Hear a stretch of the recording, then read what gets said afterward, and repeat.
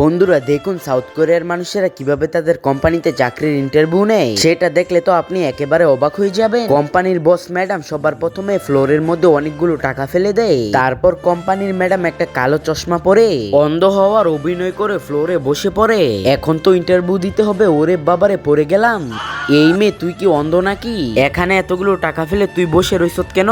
আরে ভাইয়া, আপনি ঠিক ভাবছেন আমি একজন অন্ধ মানুষ? আমার সবগুলো পেনশনের টাকা এখানে পড়ে গেছে, আপনি একটু আমার টাকাগুলো তুলে দেন।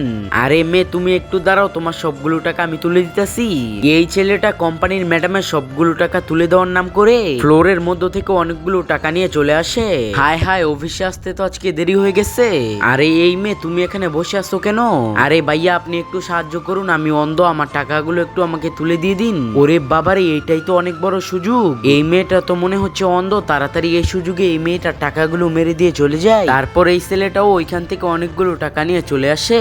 তারপর সবার শেষে এই ভদ্র মেয়েটা আসার পর কোম্পানির ম্যাডামকে এরকম অবস্থায় দেখার পর এই মেয়েটা এতগুলো টাকা লোভ না করে ফ্লোরে পড়ে থাকা সবগুলো টাকা একটি ব্যাগের ভিতরে ভরে কোম্পানির ম্যাডামের হাতে দিয়ে দেয়। বন্ধুরা, দ্বিতীয় পার্ট দেখতে চান? তাহলে এই দুঃখী মায়েদের জন্য এই ভিডিওতে লাইক দিয়ে চ্যানেলটিকে সাবস্ক্রাইব করে কমেন্টে পার্ট 2 লিখেন।